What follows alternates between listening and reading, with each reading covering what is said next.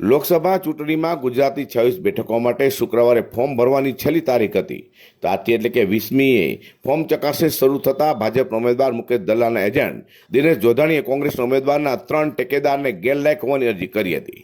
ત્યારબાદ રાજકીય ગરમાટા જોવા મળ્યો હતો અને પ્રથમ 4 વાગે સુનાવણીની વાત બાદ હવે કોંગ્રેસના 3 ટેકેદારોને લઈને રવિવારે 11 કલાકે સુનાવણી મુખ્ય ચૂંટણી અધિકારી કરશે. તો 3 ટેકેદારોના અપહરણની આશંકા પણ કોંગ્રેસના ઉમેદવાર નિલેશ કુંભણીએ વ્યક્ત કરી હતી.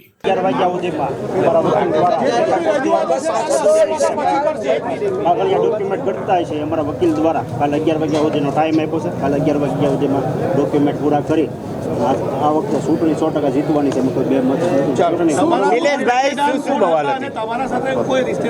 ઠેકેદારો બધા હતા. ઠેકેદારો જે અત્યારે અપહરણ થયું છે એને ગમે એમ કરીને તાત્કાલિક ઠેકેદારો જ્યાં હશે ત્યાં હાજર થઈ જાય.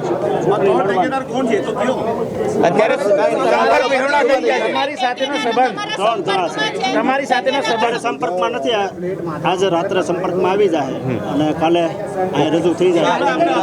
ફોર્મ રદ થવાનું જ નથી. અમારી આર્ગ્યુમેન્ટ જે થશે એના આધારે કલેક્ટર સાહેબ અને રિટર્નિંગ ઓફિસર કન્વિન્સ થઈ જશે ક્યાં રદ થયું છે. હજુ અચ્છા, તો ઠેકેદારોની પરિસ્થિતિમાં જે ફોર્મ ભરવાનું સહી નહીં બધામાં મુદ્દો જે વિવાદ આવ્યો એને તમે કેવી રીતે?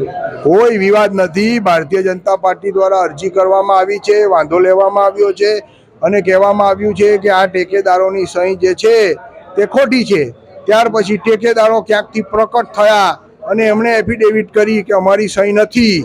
આવો બધો આખો કિસ્સો છે. ત્યારબાદ સાહેબે અમને નોટિસ આપી. નિલેશ કુંભાણી સાહેબ તરફથી હું હાજર થયો વકીલ તરીકે અને 4 વાગે મેં સાહેબને કહ્યું કે અમને વિગતવાર આર્ગ્યુમેન્ટ કરવા અને રજૂઆત કરવાનો કાલ સુધીનો સમય આપો. સાહેબે અમારી વાત માની અને કાલ સવારે 9 વાગ્યાનો સમય આપી દીધો.